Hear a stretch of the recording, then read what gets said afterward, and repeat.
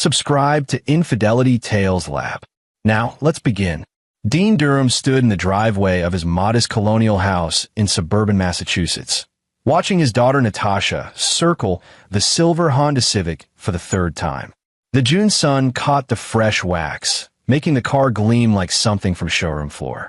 She was 16 years old today, and the pure joy radiating from her face made every extra hour he'd worked over the past 2 years worth it. "Dad, I still can't believe it's really mine." Natasha ran her hand along the hood, careful not to leave fingerprints. She'd already memorized every feature, from the backup camera to the Bluetooth connectivity she'd been testing all morning.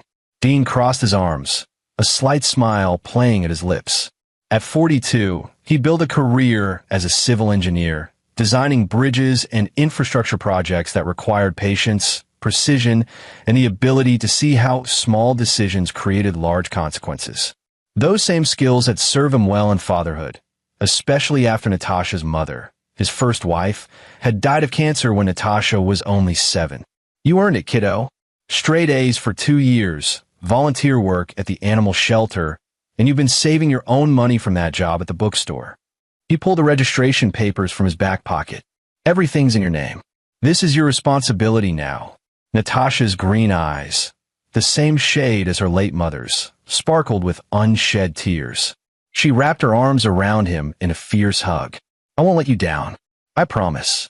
The front door opened, and Karen Durham stepped onto the porch, her phone pressed to her ear.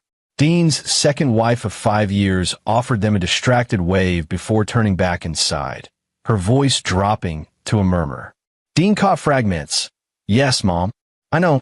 I'll talk to him about it." The smile faded slightly from Natasha's face. Dean recognized that look, the subtle withdrawal that happened whenever Karen's mother entered the conversation, even peripherally. Judith Herbert had that effect on people. "Hey," Dean said, tilting Natasha's chin up. "Don't let anything dim this moment. This is your day." Natasha nodded, but Dean could see her processing something. She'd always been perceptive, mature beyond her years. Growing up without a mother had forced her to navigate adult emotions earlier than most kids. It had made her resilient, but it had also made her cautious around Karen, who tried to build a relationship with her stepdaughter but always seemed to hold something back, some final reserve of maternal affection that she couldn't quite extend. Dean understood why. Karen was devoted to her own mother in a way that bordered on obsessive. Judith Herbert, a 71-year-old widow with a tongue sharp enough to cut glass, had raised Karen alone after her husband left when Karen was 10. The abandonment had created a bond between mother and daughter that sometimes felt less like love and more like a siege mentality, them against a world that might leave them at any moment. "Your grandmother called this morning," Karen said later that afternoon as they prepared for Natasha's small birthday party. Dean was assembling the grill in the backyard while Karen arranged vegetables on a platter in the kitchen. "She wants to come by tomorrow." Dean's hands paused on the propane connection. "Tomorrow's Monday. Doesn't she have her bridge club? She canceled it." Karen's voice carried that particular tension it always held when discussing her mother's unexpected visits. "She said she has something important to discuss with us." "About what?" "She didn't say." Karen set down the knife with more force than necessary. "Dean, please don't start. I didn't say anything. You were thinking it. I can tell." Dean straightened, wiping his hands on his jeans. Through the kitchen window, he could see Natasha in the driveway, still admiring her car, taking pictures to send to her friends. "I was thinking that it's Natasha's birthday weekend. Your mother could have called to congratulate her granddaughter, but instead she's coming over to discuss something important that apparently can't wait until next week." Karen's jaw tightened. She sent Natasha a card with a $20 bill inside. "I'm sure." "What's wrong with that?" "Nothing's wrong with it." Dean kept his voice level, a skill he'd honed over 5 years of marriage to a woman who defended her mother like a lawyer defending a client she knew was guilty. "I'm just noting the pattern." The pattern was this. Judith Herbert rarely showed genuine interest in Natasha unless it served some purpose for Judith herself. She'd skip school events, forget to return Natasha's phone calls, and consistently refer to Dean's daughter as Karen's stepdaughter rather than her granddaughter. But whenever Judith needed something, money, help with her house, someone to run errands. Suddenly she'd remember family obligations and arrive with thin smiles and thinner patience. The party that evening was small but genuine. Natasha's 3 closest friends came over, along with Karen's younger brother Vernon Herbert and his wife Michelle. Vernon was one of the few members of Karen's family that Dean actually liked. A high school history teacher with a dry sense of humor and a notably strained relationship with his own mother. "Nice wheels," Vernon said, examining the Civic while the girls took selfies by the car. "Judith know about this yet? She'll see it tomorrow, apparently." Dean handed him a beer. "Karen said she's coming by." Vernon's expression shifted into something carefully neutral. "Tomorrow? That's convenient timing." "What do you mean?" Vernon glanced toward the house, where Karen and Michelle were helping Natasha cut her birthday cake. He lowered his voice. "My mother's been complaining for 3 weeks that her Buick is making a weird noise. She took it to her mechanic, you know, that guy who runs the shop on Maple Street, and he quoted her $1,200 for repairs. She refused to pay it, said he was trying to scam an old woman." Dean felt something cold settle in his stomach. "And now she's coming over the day after Natasha gets a new car. I'm not saying anything definite," Vernon said carefully. "But my mother has a talent for creative problem solving when it comes to her own convenience." Meaning that in her mind, if there's a perfectly good car sitting and used in the driveway, and she needs transportation while hers is in the shop, well, Vernon shrugged. Family should help family, right? That's her philosophy. That car isn't sitting and used. It's Natasha's. You know that. I know that. Vernon took a long drink of his beer. "But my mother has a unique interpretation of property rights when it comes to people she considers beneath her in the family hierarchy." Dean filed that information away, adding it to the mental catalog he'd been building for 5 years. Judith Herbert's sense of entitlement wasn't news, but the specific warning made his engineer's mind start calculating angles and trajectories. If Judith thought she could simply appropriate Natasha's car, she'd badly miscalculated. The next morning arrived with the kind of humid heat that made Massachusetts summers feel like living inside someone's mouth. Dean was in his home office reviewing structural plans for a new bridge project when he heard the telltale sound of Judith's Buick pulling into the driveway. The same Buick that supposedly needed $1,200 in repairs, yet had apparently survived the 15-mile drive from Judith's house without incident. Through his window, Dean watched Judith extract herself from the car with theatrical difficulty, one hand pressed to her lower back, as if the journey had aged her a decade. She was a tall woman, rail-thin except for a soft pouch of belly that her expensive clothes tried to camouflage. Her gray hair was styled in the same rigid waves she'd worn since 1985, and her face bore the pinched expression of someone perpetually disappointed by the world's failure to meet her standards. Karen met her mother at the door with a hug that Judith endured rather than returned. Dean descended the stairs slowly, timing his arrival to catch the conversation. "Absolutely ridiculous what they want to charge for a simple repair," Judith was saying, lowering herself onto the living room sofa as if it were a throne. I said, "Young man, I've been driving cars since before you were born, and I know when someone's trying to take advantage of me." "Did you get a second opinion?" Dean asked, stepping into the room. Judith's pale eyes fixed on him with the warmth of a January frost. "Dean, I didn't realize you were home. Don't you have a job?" "I work from home on Mondays." Dean sat in the armchair across from her, his posture relaxed but his attention sharp. This was how he approached unstable bridge supports, with caution and careful observation. "How convenient." Judith sniffed. "Well, since you're here, perhaps you can talk sense into my daughter. I've been explaining that I need to borrow a car for a few days while mine is being repaired, and Karen suggested I could take Natasha's new vehicle. But we should probably ask your permission first, since you're so protective of your daughter's possessions." The trap was elegant in its simplicity. By framing the request as already discussed with Karen and adding that Barb comment about his protectiveness, Judith was boxing him into a corner. If he said no, he looked like the unreasonable one, the overprotective father preventing a grandmother from borrowing a car that was just sitting there. If he said yes, Natasha would learn that her possessions could be appropriated at any moment by family members who outranked her in Judith's hierarchy. Dean glanced at Karen, who wouldn't meet his eyes. Her face was flushed, and her hands twisted together in her lap, the telltale signs that she'd been steamrolled by her mother again. "That's Natasha's car," Dean said simply. "She need to be the one to agree to it." "Oh, for heaven's sake, she's 16 years old," Judith snapped.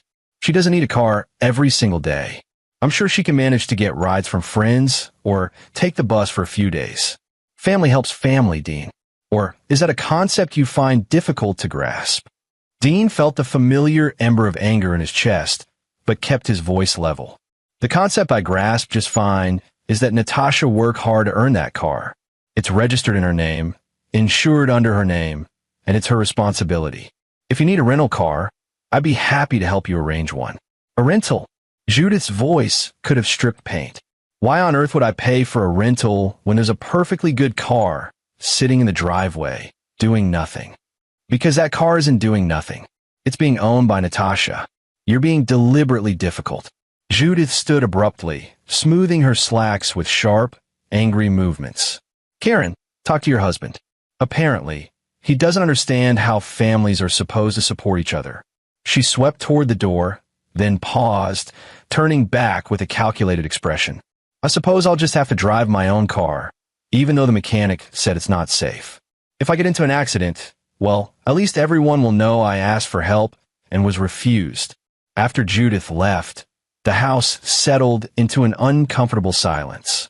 Karen remained on the sofa, her eyes fixed on her hands. "You could have just said yes," she finally whispered. "It would have been easier." "Easier for whom?" Dean kept his tone gentle, but firm. "Natasha saved for that car. She earned it. Your mother has no right to it just because it's convenient for her. She's my mother, and Natasha is my daughter. Your stepdaughter, who you're supposed to protect." Karen's head snapped up, tears brimming in her eyes. "I do protect her. I love her. I know you do," Dean said, and he meant it. Karen did love Natasha in her way, but that love would always come second to her fear of disappointing Judith. But love means drawing boundaries. It means saying no when no is the right answer. Karen said nothing. Dean recognized the shutdown, the retreat into the mental space where she could avoid the cognitive dissonance of loving both her mother and her stepdaughter while knowing they were fundamentally incompatible priorities. He went to find Natasha. She was in her room, earbuds in, doing summer homework at her desk. When she saw his expression, she pulled out the earbuds. "Grandma Judith wants to borrow my car, doesn't she?" Natasha's voice was flat, resigned. "How did you know?" "I heard her Buick this morning. It sounded fine to me, but I figured." She shrugged. Karen seemed stressed yesterday after their phone call. Dean sat on the edge of her bed, impressed and saddened by his daughter's perceptiveness. "I told her no. The car is yours. But I need you to know that your grandmother might try to convince you directly. She won't." Natasha's smile was bitter beyond her years. "She doesn't try to convince me of anything. She just takes what she wants and deals with whoever gets mad about it later. Usually Karen smooths it over. Not this time. We'll see." Natasha returned to her homework, effectively ending the conversation, but Dean could see the tension in her shoulders, the way her pencil pressed too hard against the paper. For the next 2 days, an uneasy peace settled over the Durham household. Karen was quiet, speaking only when necessary, and spending long hours on phone calls with her mother that she took in the garage or the backyard. Dean worked on his bridge project and kept one eye on Natasha's car through the office window, though he wasn't sure what he was expecting to happen. On Wednesday morning, Dean had an on-site inspection for a renovation project downtown. He left at 7 a.m., kissing Karen goodbye and noting that Natasha's car was safely in the driveway, her spare key hanging on the hook by the kitchen door where it always stayed. The inspection took longer than expected. By the time Dean got back to his truck at 1:30, he had 6 missed calls from Natasha and 2 from Karen. His stomach dropped as he called Natasha back. She answered on the first ring, her voice shaking. "Dad, you need to come home right now." "What happened? Are you hurt?" "No, I'm fine, but Dad, my car is gone. And the police are here." Dean's hands tightened on the steering wheel as he pulled into traffic. "Tell me everything." Slowly, Natasha's story came out in fragments, her usual composure shattered. She'd been at summer school until noon. She was taking an advanced chemistry class to free up her schedule during the regular year. When she came home, her car was gone. She called Karen, who said she didn't know where it was. Then, 20 minutes ago, Natasha had received a call from the police. They said my car crashed into a house on Birchwood Avenue, Natasha said, her voice cracking. They said I need to come to the station to give a statement because I was the one driving. What? You were at school? I know. I told them that. But they said the homeowner identified a teenage girl as the driver. Dad, I don't understand what's happening. Dean's mind was already racing through scenarios, each one more infuriating than the last. Where's Karen? She left right after I called her about the car. She said she had to go help Grandma Judith with something. There it was, the final piece clicking into place. Listen to me carefully, Dean said, forcing calm into his voice. Do not talk to the police without me there. Tell them your father is on his way and you're a minor who won't answer questions without a parent present. Do you understand? Yes. I'll be there in 20 minutes. Don't let them pressure you into saying anything. Dean disconnected and immediately called Vernon. I need you to do me a favor. Call your mother right now and ask where she is. Why? What's going on? Just do it. They call me back. 3 minutes later, Vernon called back.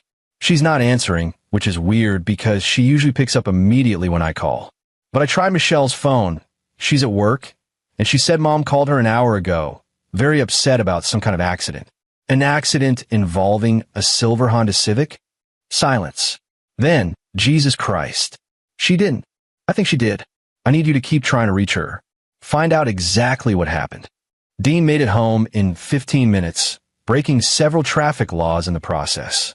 A police cruiser was parked at the curb, and Natasha was sitting on the porch steps, her face pale. A young officer stood nearby, looking uncomfortable. Mr. Durham? The officer stepped forward. I'm Officer Lewis David. I need to speak with your daughter about an accident that occurred at 1:15 this afternoon. My daughter was at school at 1:15, Dean said evenly. I'd like to see the accident report and speak with whoever claims they saw her driving. Officer David shifted his weight. The homeowner at the accident scene identified a teenage girl with long dark hair driving the vehicle. The car is registered to Natasha Durham, and my daughter has been in summer school all morning with approximately 20 witnesses, including teachers and administrators. Dean kept his voice level. Before we go any further, I'm going to need some clarification on what exactly happened, because I can assure you, my daughter wasn't driving. The officer glanced at Natasha, then back at Dean. Something in Dean's calm certainty seemed to register. Perhaps we should sort this out at the station. All parties involved. All parties, including the actual driver. Dean agreed. Let's go. At the police station, Dean and Natasha were shown into a small conference room. Dean pulled out his phone and started making calls. First to Natasha's school, requesting a formal statement about her attendance that morning. Second to his lawyer, a woman named Angie Holcomb who'd helped him navigate his first wife's estate and whom he'd kept on retainer for general legal matters. Don't answer anything until Angie gets here, Dean told Natasha. This isn't about you being in trouble. This is about protecting you from a false accusation. Natasha nodded, her hands trembling slightly. Dean reached across the table and squeezed her shoulder. We're going to fix this. I promise. 20 minutes later, Angie arrived, a sharp-eyed woman in her 50s with steel gray hair and a briefcase that might as well have been a weapon. She listened to Dean's summary of events, made several notes, then turned to the officer who'd been waiting outside. My client was in school at the time of this accident, Angie said crisply. I assume you'll be verifying her attendance before making any accusations? We're investigating all aspects of the incident, Officer David said, but he looked less certain now. That's when Karen arrived, and Dean's blood turned to ice at what he saw. Karen's face was flushed, her eyes red-rimmed from crying. Behind her, moving slowly with one hand pressed to her ribs, was Judith Herbert. The older woman had a visible scrape along her cheek, and her blouse was torn at the shoulder. There she is. Judith pointed a shaking finger at Natasha. That's her. That's the girl who took my car keys and went joyriding. Dean stood slowly, his body positioning itself between Judith and his daughter. Natasha was in school. She must have left early. She must have. Judith stumbled, and Karen caught her arm. Mom, please, you need to sit down. I won't sit down while that child is trying to get away with stealing my car. The puzzle pieces were slamming together now in Dean's mind, the full scope of what had happened crystallizing into sharp focus. Judith had taken Natasha's car, either with a spare key or by taking the one from the hook in the kitchen. She crashed it into a house. And now, impossibly, she was claiming that Natasha had stolen her car. Let me make sure I understand, Angie said, her voice cutting through the chaos like a knife. Mrs. Herbert, you're claiming that your 16-year-old granddaughter stole your car and crashed it? She took it without permission. I left it parked at my daughter's house while I visited, and when I came outside, it was gone. The next thing I know, the police are calling me about an accident. The lie was almost elegant. Almost. But Dean could see the cracks. Mrs. Herbert, he said quietly, the car that crashed is a silver Honda Civic registered to Natasha Durham. Your car is a Buick. Which car are you saying was stolen? Judith's face underwent a rapid series of expressions. Confusion, anger, calculation. I meant to say my car, the one I was borrowing. From Natasha. She let me borrow it. When did Natasha agree to let you borrow her car? This morning. She said I could use it. Natasha's voice was small but clear. I never said that. I haven't spoken to you since my birthday party. You're calling your grandmother a liar? Judith's voice rose to a screech. You ungrateful little... That's enough, Dean said, his voice dropping to a register that made everyone in the room go still. It was the voice he used when a contractor tried to use substandard materials. The voice that reminded people he'd spent 20 years calculating exactly how much weight a structure could bear before it collapsed. Officer, I suggest you take statements from everyone separately. I believe you'll find some significant discrepancies. Officer David looked between Dean and Judith, then at Karen, who stood with her arm around her mother, her face a mask of misery. Yes, he said slowly. I think that's a good idea. What emerged over the next 2 hours was a story that made Dean's hands clench into fists under the table. Judith had indeed taken Natasha's spare key from the hook in the Durham kitchen. She'd driven the car to a doctor's appointment across town, then stopped at a boutique on Birchwood Avenue. While attempting to parallel park, she'd confused the gas and brake pedals and plowed through the front wall of a private residence, destroying a bay window and demolishing a dining room. Instead of calling the police immediately, Judith had first called Karen, who had rushed to the scene. Together, and this was the part that made Dean's vision narrow with rage, they had concocted a story in which Natasha had somehow been the driver. The homeowner, a retired teacher named Agnes Bray, had seen a figure behind the wheel before the crash, but couldn't provide detailed identification beyond dark hair and young-looking. When Judith told her the car belonged to her reckless teenage granddaughter, who'd taken it without permission, Agnes had accepted the narrative. The truth came out only through careful questioning, inconsistencies in the timeline, and the damning evidence of Natasha's attendance record from summer school. Dean also insisted they pull the car's computer logs, which would show the exact time of impact, 1:17 p.m., when Natasha was verifiably in chemistry class.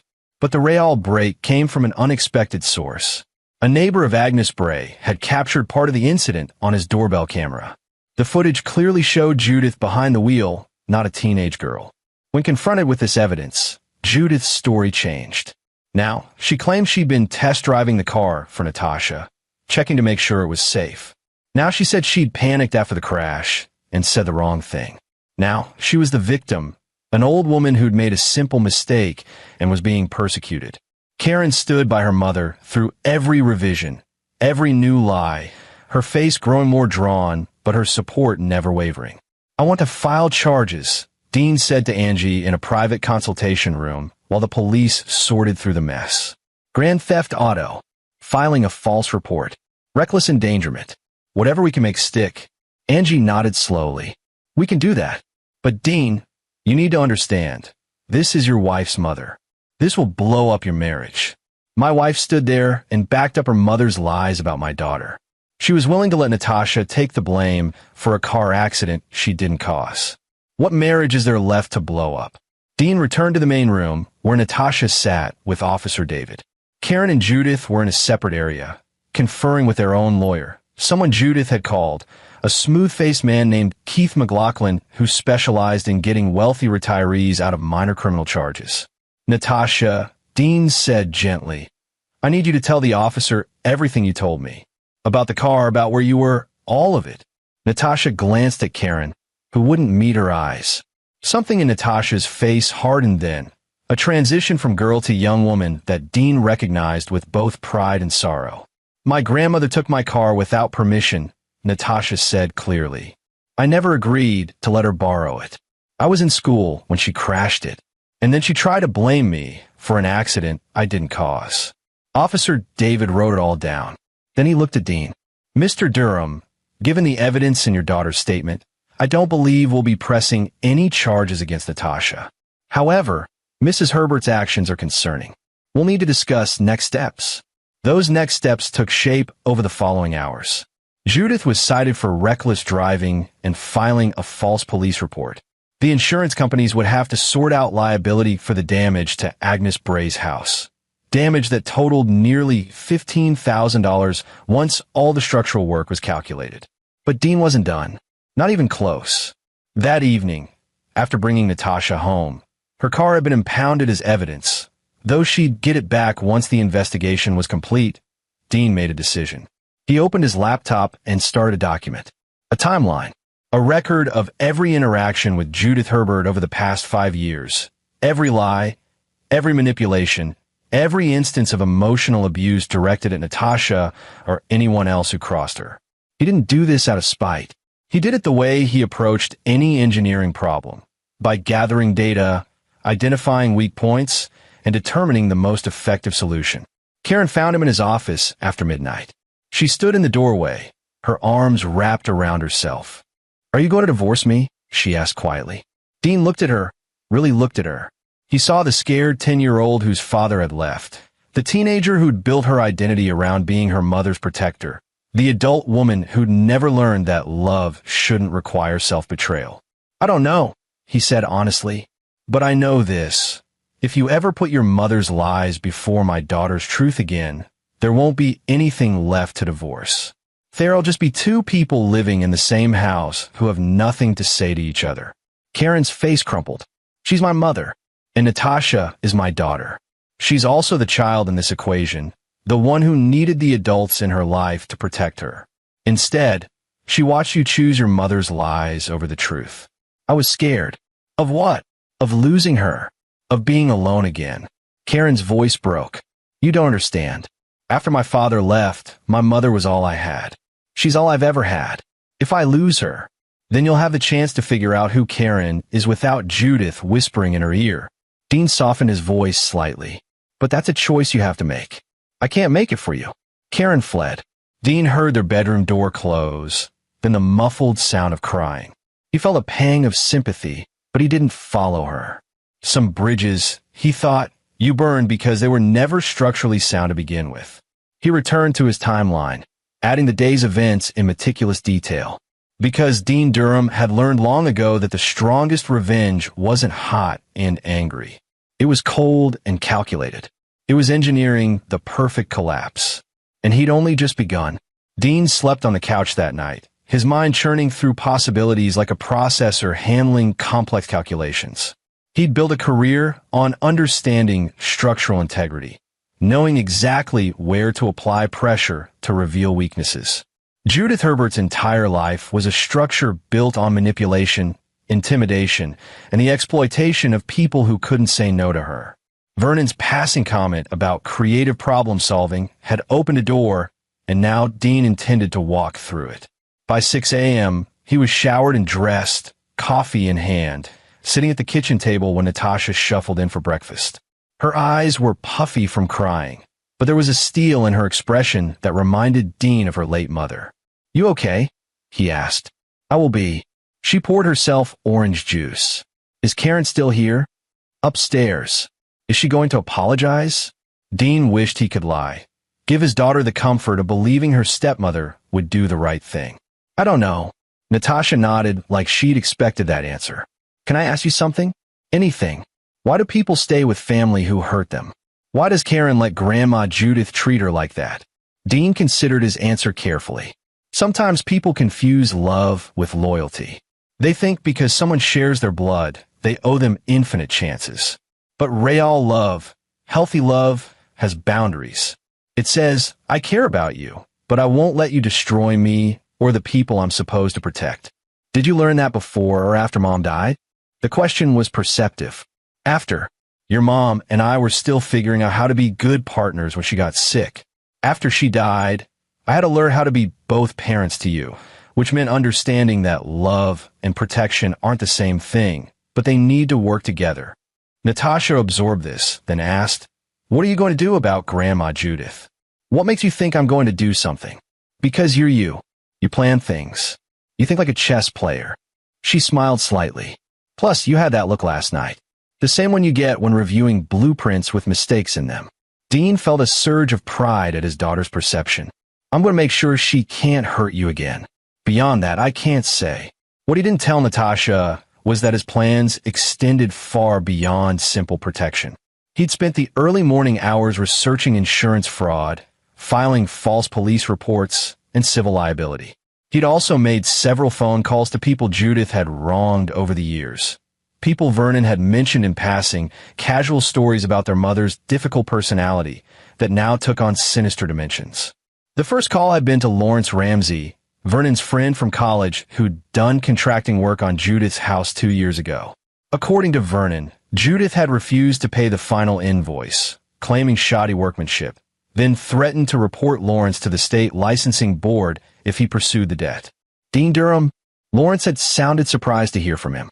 Vernon's brother-in-law, what can I do for you? I understand you had a business dispute with Judith Herbert. A long pause. That's putting it mildly.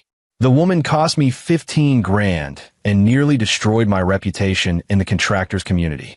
Why? Because I think she's done it to other people, and I think there's a pattern. Would you be willing to document what happened? Dates, invoices, correspondence. Hell yes. Lawrence's voice had turned eager. You building a case against her? I'm building something. I can't promise results, but I need to understand the full scope of her behavior. That conversation had led to 3 more.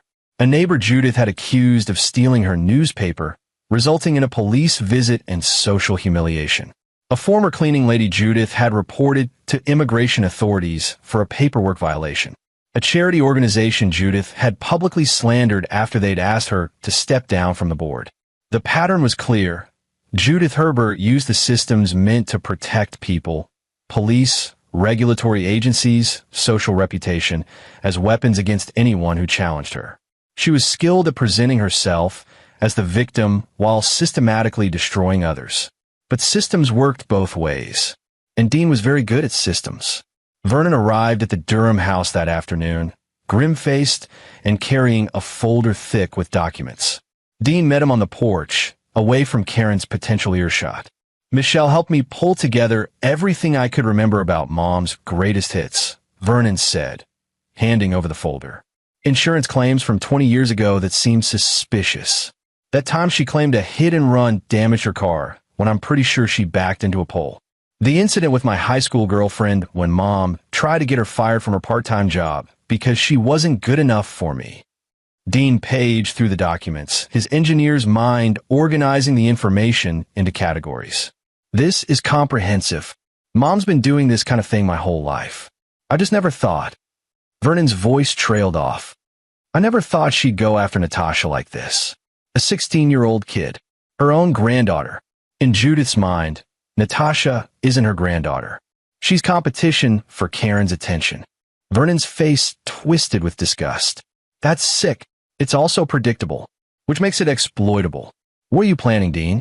Dean closed the folder, his expression carefully neutral. I'm planning to make sure Judith faces appropriate consequences for her actions. Legal consequences, social consequences, financial consequences. All of them earned, all of them documented, all of them completely above board. She'll go nuclear. You know that, right?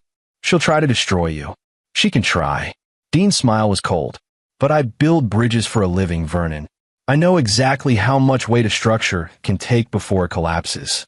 And I'm going to methodically apply that weight to every support beam in Judith Herbert's life until the whole thing comes down. Vernon studied him for a long moment. I won't stop you. But Dean, this is going to hurt Karen. Badly. Karen had a choice. She chose her mother over the truth. Now she gets to live with that choice. Inside the house, Karen was moving through the rooms like a ghost, cleaning compulsively, avoiding eye contact with both Dean and Natasha. The silence between them was arctic. When Natasha left for a shift at the bookstore, Dean drove her since her car was still impounded. Karen finally approached him. My mother's lawyer called. Mr. McLaughlin says the charges might be dropped if we don't push for prosecution. It's a first offense, she's elderly, and Agnes Bray is willing to let insurance handle everything if we agree not to pursue criminal charges. Dean set down his coffee cup carefully. And what did you tell him? I said I'd talk to you. The charges aren't mine to drop, Karen. They're the state's. And they involve your mother stealing Natasha's car, crashing it, and then trying to frame a 16-year-old for a felony. She didn't mean to. Stop.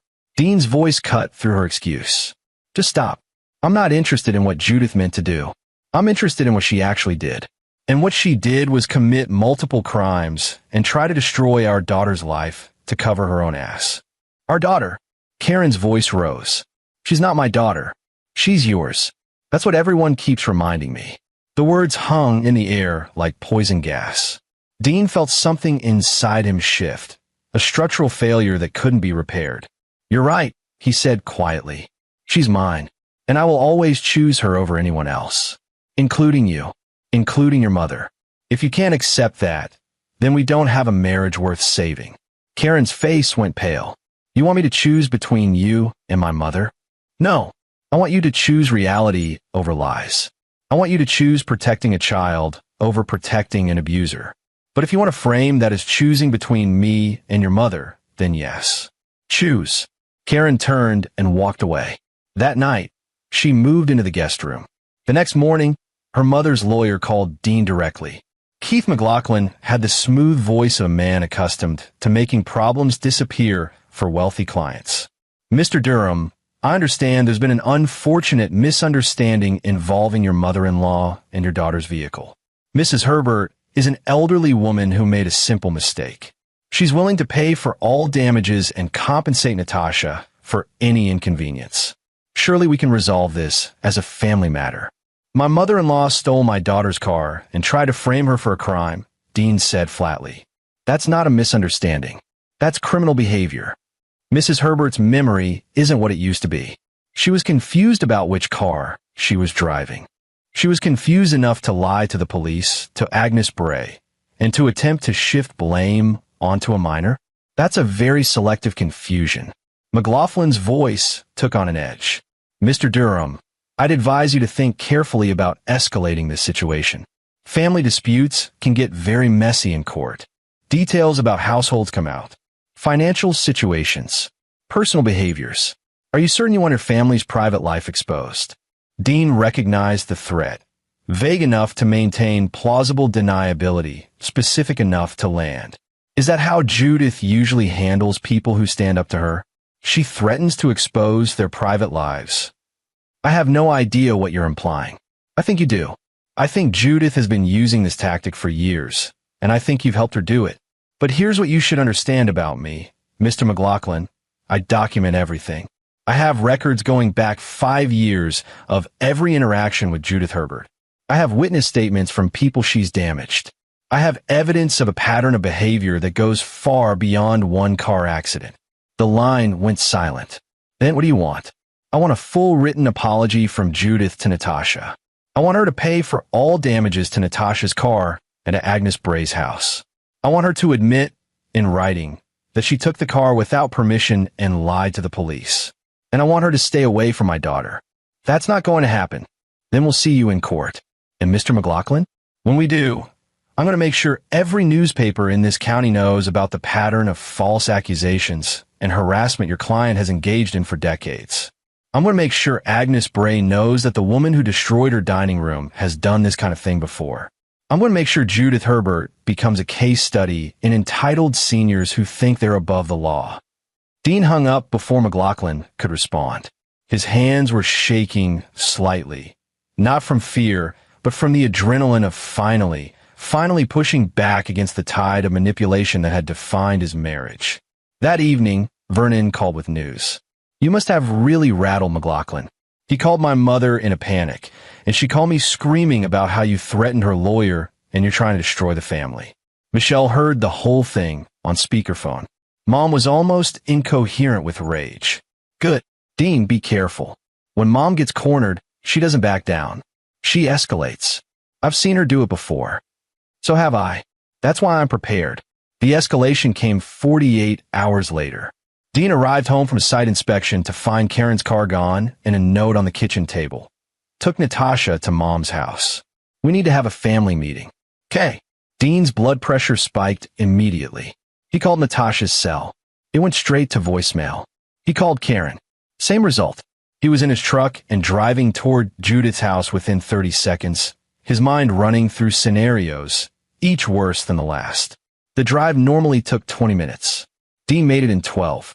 Judith Herbert lived in a pristine colonial in an older, wealthy neighborhood where the houses were spaced far apart and the lawns were maintained by professional services. Dean pulled into the circular driveway behind Karen's sedan and Judith's Buick.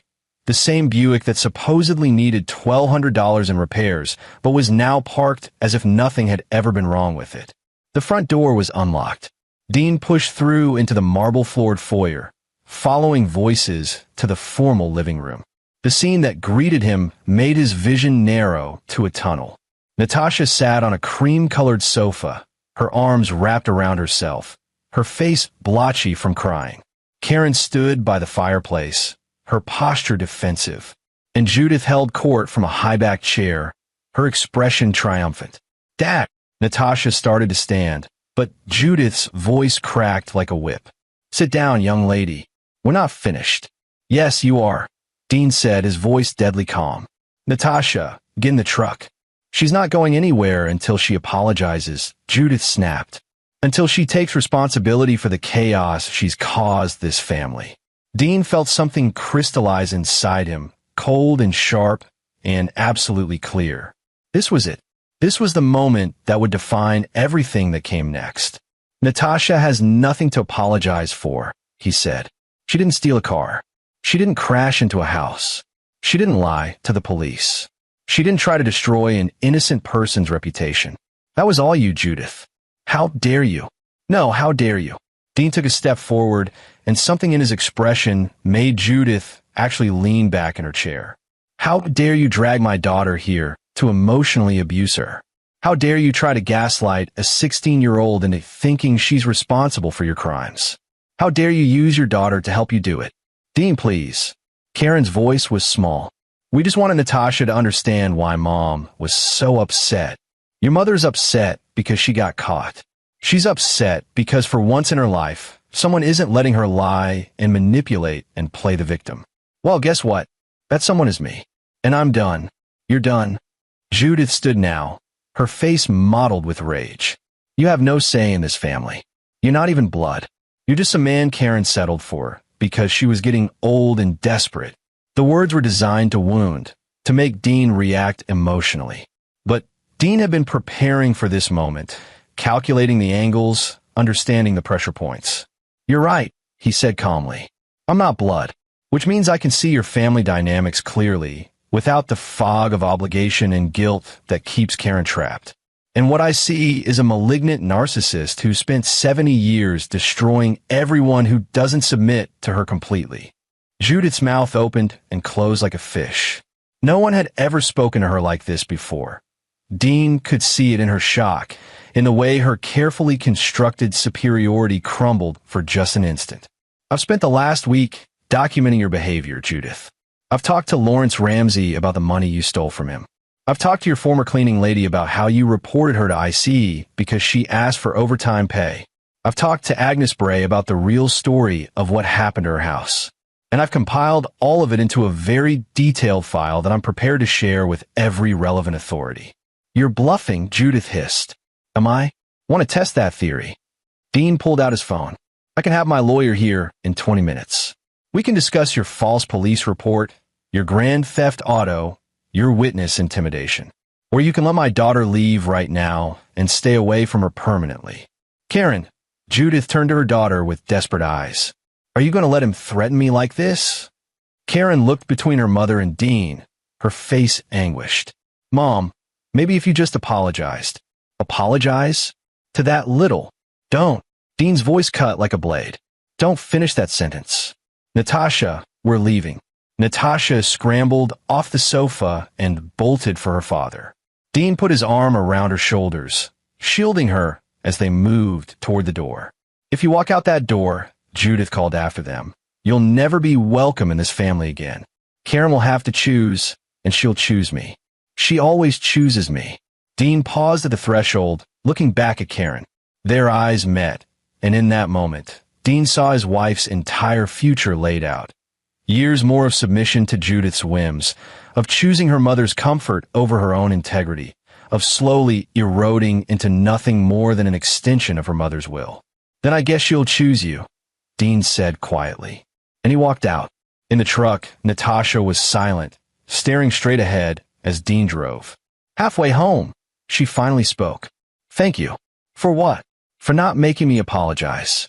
For not making me pretend like I did something wrong, just to keep the peace. Her voice cracked. Karen wanted me to. She said it would be easier if I just said I was sorry for causing all this trouble. Dean's hands tightened on the wheel. You didn't cause any trouble. You were the victim of someone else's crimes and lies. That's never your fault. Is Karen going to leave you? I don't know. Would you be sad if she did? Dean considered the question honestly. I'd be sad that we couldn't make it work. I'd be sad that she couldn't choose truth over her mother's lies. But would I be sad to be free of Judith Herbert's influence on our lives? No. Natasha nodded. They drove the rest of the way in comfortable silence. Karen didn't come home that night, or the next night. On the third day, Dean received an email from her with the subject line, "We need to talk." The message was brief. She was staying with her mother for a while. They needed space to think. Could they please not make any major decisions right now? Dean didn't respond. Instead, he called Angie Holcomb. I need you to start documenting everything for a potential divorce, he told her. I want to make sure Natasha's protected, her college fund is protected, and the house is protected. Karen's mother has a history of financially manipulating people. I don't want any joint assets to become tools for Judith to use against us. You're really going through with this? Karen chose her mother over my daughter. There's nothing left to save. Angie was quiet for a moment. All right, let's build an ironclad case. Over the next week, Dean moved forward with machine-like precision. He compiled his evidence against Judith into a formal complaint with the district attorney's office. He provided witness statements, timeline documentation, and the doorbell camera footage that showed Judith behind the wheel. He made sure Agnes Bray understood that she had grounds to sue Judith personally for damages beyond what insurance would cover. He also started divorce proceedings, quietly but thoroughly. The house was in his name from before the marriage. The college fund for Natasha was untouchable. His retirement accounts would need to be divided, but he consulted with a forensic accountant to ensure Karen couldn't claim more than her legal share. Natasha's car was returned from impound, slightly damaged but drivable. Dean took it to a body shop and paid for the repairs out of pocket rather than filing an insurance claim in Natasha's name. He didn't want her rates to go up because of Judith's actions. On the 9th day after the incident at Judith's house, Dean received a call from Vernon. You need to know something, Vernon said without preamble. Mom hired a private investigator to dig up dirt on you. She's trying to find something she can use to make you look like an unfit parent. Dean had anticipated this. Tell her to look all she wants. I got nothing to hide. No criminal record, no financial irregularities, no secret addictions or affairs. I'm boring as hell, and that's going to disappoint her.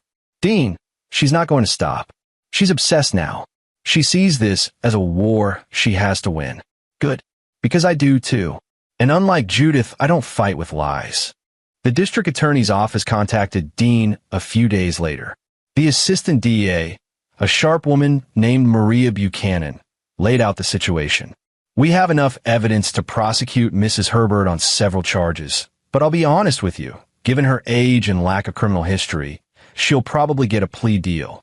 Probation, community service, maybe some fines. The false report charge is the most serious, but even that might get reduced. What about the theft? Technically, the car was at her daughter's house. There were keys accessible, and she's family. A defense attorney could argue implied permission, especially if your wife testifies that she believed Mrs. Herbert had permission to use the vehicle. My wife would lie under oath. Maria's expression was carefully neutral. I've seen family members do stranger things. But here's what you need to understand. Even with a plea deal, this goes on Mrs. Herbert's record. She becomes a convicted criminal. That's not nothing. It's not enough. Maybe not, but it's what the law allows. If you want real justice, you might need to look beyond the criminal system. Dean understood what she was telling him. The law had limits, but social consequences, financial consequences, reputational consequences, those could cut deeper than any court ruling. He made his next call to Lawrence Ramsey. Remember when you asked if I was building a case? I need you to sue Judith Herbert for the money she owes you. I'll help you with legal costs if necessary. You serious? Completely. She threatened to destroy your reputation. Now we're going to destroy hers. One documented lawsuit at a time.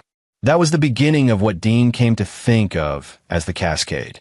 He systematically contacted every person Judith had wronged, encouraged them to pursue legal remedies, offered to connect them with lawyers, and made sure that every claim was filed in a way that would become public record.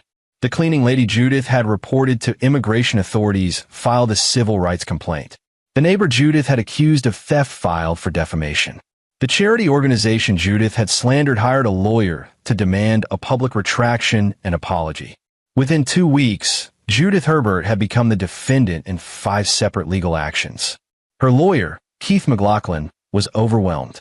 Local newspapers picked up the story. Elderly woman faces multiple lawsuits amid pattern of harassment claims. Dean didn't give interviews. He didn't comment publicly. He simply let the documented evidence speak for itself. Karen called him, finally, her voice shaking with anger. How could you do this? She's an old woman. You're destroying her life. I'm holding her accountable for her actions, Dean corrected. Something that should have happened decades ago. She's my mother, and Natasha is my daughter. You made your choice, Karen. Now live with it. The police charges against Judith were eventually reduced to reckless driving and filing a false report, both misdemeanors. She pled guilty, received probation and community service, and was required to pay restitution to Agnes Bray. It was, as Maria Buchanan had predicted, a relatively light sentence. But the civil suits were a different matter. One by one, they ground forward, each one adding to a public record of Judith Herbert's behavior. Her reputation in the community, carefully cultivated over decades, began to crumble. Friends distanced themselves. Her country club started an investigation into her membership after learning about the lawsuits. The church where she'd been a prominent donor asked her to step back from her volunteer positions. Dean watched it all with the same careful attention he gave to bridge construction, noting load points, watching for signs of structural failure, waiting for the inevitable collapse. 3 months after the car accident, Dean and Karen sat across from each other at a mediator's office, dividing up 5 years of marriage. Karen looked thin, exhausted, her eyes hollow. Judith was in the lobby, of course, directing her daughter's decisions, but the mediator had banned her from the actual session. I loved you, Karen said at one point, her voice breaking. I really did. I know, Dean said, and he had loved her too, in his way. But love without integrity was just dependence, and he confused one for the other. The divorce was finalized by September. Dean kept the house, his retirement accounts, and full custody of Natasha. Karen got her car, her personal belongings, and a settlement that was fair but not generous. The day the papers were signed, Dean came home to find Natasha in the kitchen, making dinner. She was 17 now, nearly an adult, and the trauma of the past months had left her stronger rather than broken. How was it, she asked. Done. She hugged him. I'm sorry. Don't be. Sometimes the best outcome is discovering who people really are before they can do more damage. That night, Dean received a call from Vernon. His brother-in-law, former brother-in-law now, sounded exhausted. My mother had a stroke. Dean felt a complicated swirl of emotions. I'm sorry to hear that. Are you? Vernon's voice wasn't accusatory, just tired. Because I keep wondering if the stress of all those lawsuits contributed. If you pushing back so hard caused this. Dean was quiet for a moment, considering his answer carefully. Vernon, I didn't give your mother a stroke. 70 years of rage, entitlement, and stress for maintaining lies gave her a stroke. I just stopped enabling it. I know. Michelle keeps telling me the same thing. But Dean, she's in bad shape. The doctors say she might not walk again. Karen's devastated. I'm sure she is. But that doesn't change anything. Your mother made choices. She hurt people. She committed crimes. The consequences of those choices don't go away because she got sick. Yeah. Vernon sighed. Look, I called because I thought you should know. Not because I expect you to do anything about it. Michelle and I we're distancing ourselves from Mom too. After everything that came out, we can't pretend anymore that she's just difficult. She's abusive. She's always been abusive. We're just finally admitting it. How's Karen handling that? She's not. She's moved in with Mom to be her full-time caregiver. She quit her job, sold her car for medical expenses, and she's basically martyring herself. Michelle tried to talk to her, but Karen won't listen. She's convinced that if she just takes care of Mom perfectly enough, it'll make up for having betrayed her by marrying you. Dean felt a wave of sadness, not for himself, but for the woman Karen could have been if she'd ever learned to say no to her mother's demands. There's nothing I can do about that. I know. I just thought you should know how it ended up. After Vernon hung up, Dean sat in his office for a long time, staring at the bridge blueprints on his desk. Every structure had a breaking point. Every system had a tolerance threshold. He'd calculated Judith Herbert's thresholds and applied pressure with mechanical precision. He didn't feel guilty, but he didn't feel triumphant either. He just felt tired. Natasha appeared in his doorway. You okay? Yeah, just thinking. About Karen? About how people choose their own prisons. And how sometimes the kindest thing you can do is stop being the person who keeps bringing them keys. Natasha came and sat on the edge of his desk. Grandma Judith had a stroke, didn't she? I heard you talking. Yeah. Do you feel bad? I feel like I documented her crimes, supported her victims, and made sure she faced consequences for her actions. How her body responded to that stress isn't something I can control or take responsibility for. Natasha was quiet for a moment, processing. Then she said, good, because she tried to destroy my life. She tried to make me a criminal, and Karen helped her. They both deserve whatever they get. Dean looked at his daughter, 17 years old and harder than she should be, but honest and strong. Don't let them make you bitter. I'm not bitter. I'm just done pretending like family means you have to accept abuse. She smiled slightly. I learned that from you. Smart kid. I learned that from you too. The lawsuits against Judith continued to wind through the courts over the following months. Some settled. Some went to judgment, but all of them added to a public record that transformed Judith Herbert from a respected community member into a cautionary tale. The financial penalties weren't crippling. Her late husband had left her comfortable, but the social destruction was complete. Dean didn't attend any of the court proceedings. He didn't need to. He'd set the machine in motion, and now it ran on its own momentum, powered by years of accumulated evidence and victims finally finding the courage to speak. A year after the car accident, Dean received an unexpected letter. It was from Agnes Bray, the homeowner whose house Judith had crashed into. Dear Mr. Durham, I wanted to thank you for your honesty during that terrible incident with your mother-in-law. When I first met Mrs. Herbert, I believe her story about a reckless teenager. I'm ashamed to admit I was ready to support pressing charges against your daughter without question. Since then, I've learned about Mrs. Herbert's history of manipulating people and situations to avoid responsibility. I've also learned that you were the one who insisted on finding the truth, even when it meant going against your own wife. That takes courage. Your daughter is lucky to have a father who values truth over family politics. The repairs to my house are complete, and Mrs. Herbert's insurance did eventually pay for everything after the lawsuits forced the issue. But more importantly, I've learned to question the narratives people present, especially when they cast themselves as victims. Thank you for the lesson. Sincerely, Agnes Bray. Dean filed the letter with his other documentation. He thought about responding, but decided against it. The lesson Agnes Bray had learned wasn't really about him. It was about her own willingness to believe the first story she heard, especially when it came from someone who looked respectable. Natasha graduated high school at the top of her class. She decided to pursue engineering at MIT, following in her father's footsteps. Dean helped her move into her dorm on a humid September morning, both of them carrying boxes up 3 flights of stairs. You know, Natasha said as they assembled her desk, my psychology teacher last year said that children of divorce often have trust issues and difficulty with relationships. Yeah. Dean handed her a screwdriver. How are you feeling about that? I think it's bullshit. I have trust issues with liars and manipulators. I have great relationships with honest people. She grinned at him. I think I'm going to be fine. Yeah, Dean agreed. I think you are. On his drive back home, Dean's phone rang. Unknown number. He almost didn't answer, but something made him pick up. Mr. Durham? A raspy voice, female, struggling with each word. This is Judith Herbert. Dean's hand tightened on the steering wheel. What do you want? I wanted to tell you that I'm dying. The stroke had clearly damaged her speech, each word forced out with effort. Cancer. Stage 4. 3 months, maybe. I'm sorry to hear that. Dean kept his voice neutral. No, you're not. A bitter laugh that turned into coughing. You destroyed my life.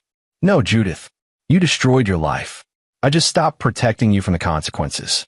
Karen won't speak to me. Vernon won't come see me. I'm alone. That's what happens when you spend 70 years treating people like tools for your own benefit. I was protecting Karen. Everything I did was for her. No, Dean said firmly. Everything you did was for you. You wrapped it in the language of protection, but it was always about control. You couldn't stand anyone else having influence over Karen's life, even Karen herself. Silence on the line. Then, quietly, you're right. Dean hadn't expected that. What? I knew what I was doing. I just thought I'd never have to pay for it. Another coughing fit. I'm paying now. Good. Can you tell Natasha? I'm sorry. No. Please. I want to make it right. You can't make it right, Judith. Some things can't be fixed with apologies. You try to destroy a child to save yourself. There's no coming back from that. Then what was the point? Judith's voice broke. What was any of it for? I don't know. That's a question you'll have to answer for yourself in whatever time you have left. Dean hung up. His hand was shaking slightly, not from anger, but from the surreal nature of the conversation. Judith Herbert, finally cornered by mortality, reaching out for forgiveness she didn't deserve, an absolution he wouldn't give. He didn't tell Natasha about the call. There was no point. It wouldn't change anything, wouldn't heal any wounds. Some people, he'd learned, only found self-awareness when it was too late to matter. Judith Herbert died in November, alone in a nursing home, her medical bills consuming the last of her estate. Karen was there at the end, having bankrupted herself, caring for a woman who'd never truly loved anyone but herself. Dean sent a sympathy card. He didn't attend the funeral. 3 years later, Dean stood in his backyard, watching Natasha and her boyfriend, a kind, funny computer science major named Jerome Dodd, try to grill vegetables without burning them. She was 20 years old now, thriving at MIT, confident and strong. Dad, she called. How long do peppers take? Until they're done. He called back, earning himself an eye roll. His phone rang. Karen's number. He'd kept her in his contacts, though they rarely spoke anymore. Dean. Her voice sounded different, stronger, clearer than he remembered. I know this is out of the blue, but can we talk? I'm listening. I wanted to apologize. Really apologize. Not just go through the motions. She took a deep breath. You were right about my mother. About everything. I spent 30 years letting her control my life, and I lost everything because of it. My marriage. My relationship with Natasha. My own sense of self. What changed? Therapy. Lots and lots of therapy. And distance. After Mom died, I finally had space to think without her voice in my head telling me what to feel. Karen laughed shakily. Turns out when you stop defending the indefensible, you have to face what you were actually defending. That's a hard lesson. Yeah, but necessary. A pause. I don't expect forgiveness. I don't expect anything, really. I just wanted you to know that I see it now. What I did to Natasha. How I prioritized my mother's lies over an innocent child's truth. That was unforgivable. It's not my forgiveness you need, Dean said gently. It's Natasha's. I know, and I don't expect her to give it. But maybe someday, when she's ready, if she's ever ready, could you tell her I'm sorry? That I was wrong? That she deserved so much better than what I gave her. Dean watched his daughter laugh at something Jerome said, watched her flip a burger with confidence, watched her exist in a world where she was loved and supported and believed. I'll tell her. But Karen, the work of earning her forgiveness, if she ever offers it, that's on you. That's years of changed behavior, not just words. Understand. Thank you for listening.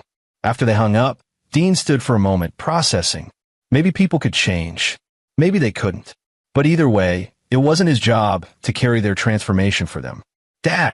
Natasha waved him over. Come judge our cooking. Dean joined them, accepting a slightly charred pepper with good grace.